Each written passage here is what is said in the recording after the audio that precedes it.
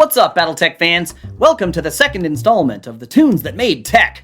I'm so glad you enjoyed our first episode on Fang of the Sun Dugroom, but today we're gonna shift the afterburners into high gear.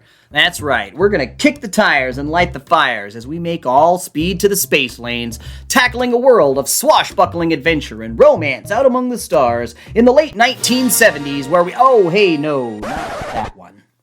No, not that particular property. I don't want to have all that copyright strike business coming down on my head anytime soon, if you know what I'm saying.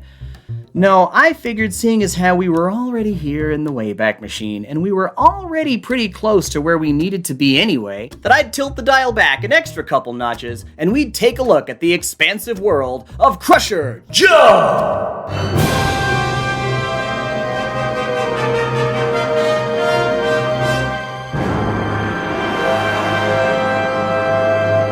In the vast expanse of space, where danger lurks among the stars, there exists a band of mercenaries who brave the unknown to take on only the most perilous of missions in a galaxy of boundless exploration and danger. This is the universe of Crusher Joe, a science fiction adventure series set in the same general timeline as the Dirty Pair light novels, with cameos between the two franchises, according to the Dirty Pair fan wiki. Before Crusher Joe blasted his way onto the screens of anime enthusiasts everywhere, his journey began in the pages of what are known as light novels, a style of Japanese novel primarily targeted towards youth and young adult readers, and known for their relatively short length. Usually ranging from about 50,000 to 70,000 words, light novels are often accompanied by manga-style illustrations. These typically feature stories that are serialized in magazines before being compiled into standalone volumes. They cover a wide range of genres, including fantasy, science fiction, romance, and adventure, and often incorporate elements of Japanese pop culture and youth subculture. They typically include dialogue-heavy narratives, making them perfect for young readers looking for fast-paced, entertaining stories. In the context of Crusher Joe, the light novels serve as the original source material, laying the foundation for the characters, world-building, and narrative themes that would later be adapted into other media formats, such as anime and manga. Not only is the manga the source material for the movie, but for two original video animations as well, The Ice Prison and The Ultimate Weapon, Ash. Written by author Haruka Takachiho, Crusher Joe debuted in the late 1970s in light novels just like these, offering readers a glimpse into a world of high adventure and daring escapades.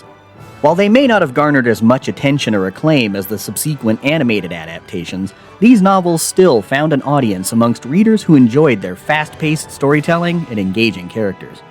Now, if you haven't given these a look, I highly recommend them just for the added context alone. And just like the last entry on this list, Crusher Joe also shares a lot of conceptual commonalities with Battletech, both thematically and aesthetically. In 1983, Crusher Joe made its cinematic debut with a feature-length animated film. At the center of it all is Joe, the charismatic hotshot pilot, alongside whom are his comrades, Navigator Alfin, the cyborg Talos, and Ricky, the engineer, each bringing their unique skills and personalities to the table. Set in a distant future where humanity has colonized the stars, the movie covers the exploits of Joe and his crew, part of a larger group of mercenary-style space cowboy gunslingers called Crushers. Governed by an administrative council, the Crushers derive their names from the golden days of space exploration, where they were known for terraforming planets, destroying asteroids, and better defining the space lanes. So these guys were basically like Space AAA. I mean, look, it's even in their pilot description here.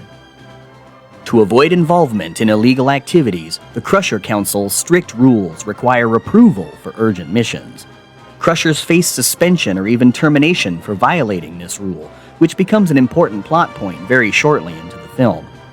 Maintaining their integrity is placed above all, and their most elite team is led by Joe after having taken over for his father, the legendary Crusher Dan.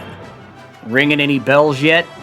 See, this reminds me a lot of the MRBC on Outreach, or the old Comstar Mercenary Review Board. God, the terrible shit they d- The action follows Joe and the gang as they attempt to clear their name when an escort job goes south, resulting in the disappearance of the cryogenically frozen heiress in their cargo hold. Accused of piracy by the United Space Federation, they're left with no evidence of the mission after the mysterious failure of their warp drive during transport. A 6-month suspension of their Crusher license is handed down for failure to gain approval on the mission by none other than Joe's father himself, setting the stage for Joe's rebellious actions later on. Seems like the young kid struggling to outgrow his father's shadow bit is somewhat of a running theme here, but Crusher Joe takes things in a wholly different direction than anywhere Fang of the Sun would have ever gone. Like any good cop who's just been asked to turn in his badge and his sidearm, Joe and the Krizu start following leads as to who might have set them up and why they were left holding the bag. Pointing their ship in the direction of a planet overrun by pirates and other ne'er-do-wells seeking asylum from one thing or another, the Crushers uncover something far more sinister than they bargained for sitting just under the surface of the conspiracy. The true nature of the situation unfolds in just over 2 hours, leading the viewer down a path that it would be a crime to spoil here. Yeah, I'm not going to do that. But you can't talk about Crusher Joe's impact on Battletech without first acknowledging just how heavily impacted by Star Wars the whole thing was. The movie focuses heavily on space dogfighting, and several of the scenes are so visually stunning for the era that you almost forget you're watching an animated feature at some points. In the club dancing scenes, Joe reminds me heavily of Han Solo, and it doesn't take a Jedi Master to see how visibly Star Wars impresses itself on the imagery of the film. It actually released just before Return of the Jedi made theaters, but remember, the novels were a product of the 1970s. The insane popularity of Star Wars can't be understated. A movie playing for nearly a year nationwide at a time where movies were regularly in theaters for extended periods was something that was almost unheard of. And you gotta remember, everyone wanted to capture that dragon. The game had very clearly changed, and they were all ready to sell a screenplay up the river just quick as you please so they could be diving into those sweet, sweet piles of 1970s era nose candy. I mean, I don't need to talk about how many bad Star Wars knockoffs there are, but one thing I like about Crusher Joe is that the obvious visual elements seem more inspired by Star Wars than they seem to be wanting to, for lack of a better term, rip it off. Visually, it's a movie that pushes the boundaries of the genre for the era. You can see a real sense here that the animators are trying to see what they can really do within the confines of the tools that they have and the sandbox they get. And the visual element to Crusher Joe is, to me, one of the reasons it's maintained such a positive and strong fan base over the last 40 years. With this being said, you start to be able to see how these things were influencing Battletech by giving the developers key ideas insofar as how they were wanting to shape the world. Now, I don't know how many of you play Aerotech, but it was popular enough to get a second printing, and that's not nothing. Besides, robots can't stomp if they can't get to the stomping grounds, right? Any Battletech player with a vet card will recognize Crusher Joe's ship, Minerva, as the old Leopard-Class Dropships. But just imagine if those things had the kind of maneuverability that Joe's crew seems to be able to get out of it. Who'd need mechs with a ship like that? Another conceptual commonality the movie shares with Battletech is the large naval warship-looking gunboats you send in when you want to glass a planet, or when subtlety isn't a word in your lexicon. I don't think these ships were borrowed for Battletech, but fans of the setting can easily see the same general aesthetic at play here. You'll also notice the Corsair and Samurai aerospace fighters as the SR-5 Siren and the TR-5 Harpy, but they go by so fast you've almost got to kind of know what you're looking for in order to really notice them. I think it's hilarious they literally put the red one from the movie on the cover of Aerotech. I mean, think about it. You're a fledgling company, you've got what you think is a license, you've already paid for it, might as well use it. Though Crusher Joe contributes more to Battletech's rich, spacefaring, and exploratory themes than it does anything else, it contributes to the terrestrial side of things in a small way as well. Briefly seen in the movie is the Ostal, which classic Battletech fans will instantly recognize as the unseen locust. It's also interesting to note here that the Ostal in Crusher Joe is an unmanned vehicle. These things are only on the screen for a few seconds, so if you get up to make popcorn or blinked, you missed them. Toward the end of the movie, Joe bursts out of the Minerva driving a galleon tank that would later go on to become the Galleon Tank in Battletech. And just like with Dougram, the similarities to Battletech don't end there. Thanks to Stranger Things, we all know the 80s was an explosive time for pen and paper RPG gaming, but tabletop gaming as well. If something was popular enough, you could almost bet you'd see some sort of board game on the store shelves before you knew it.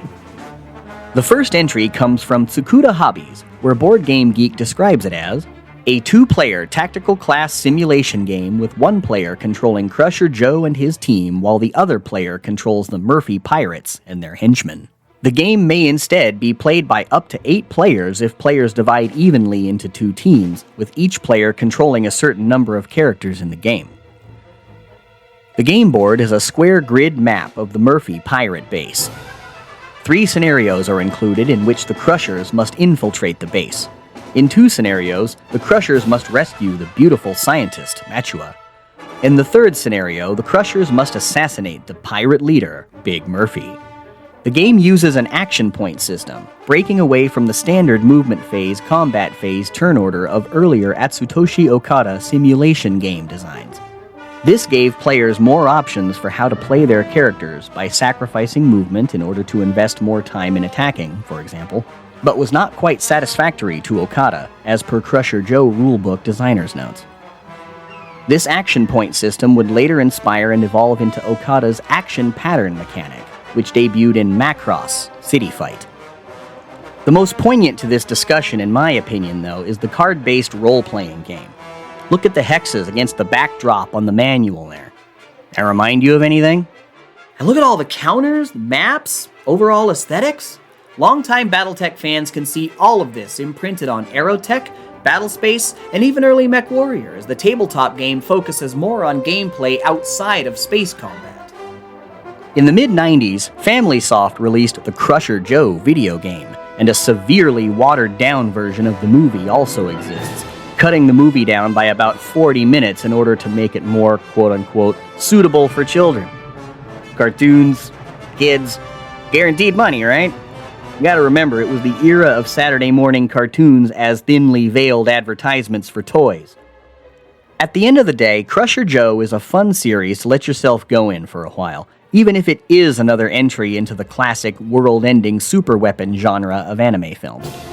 Through their daring exploits, the Crusher team navigates a universe of danger and intrigue, confronting tough dilemmas and ethical quandaries along the way. In addition to action-packed sequences, the movies also deliver a level of much-needed humanity to the crew's larger-than-life adventures. Before we go, make sure to like this video and subscribe to Battlebound to stay updated on future anime discussions and retrospectives to come. We've still got lots of Toon talk to go, and I'll be looking back at other examples of cartoons that shaped the modern Battletech landscape, so tell me your favorites in the comments below.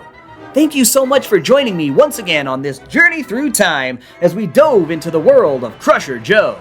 If you've seen it, I'd love to hear from you in the comments, so tell me your thoughts and feelings, and don't forget to share this video with your fellow anime nerds. I'm Tuckdavian, and I'm sure looking forward to seeing you next time right here, out on the space line.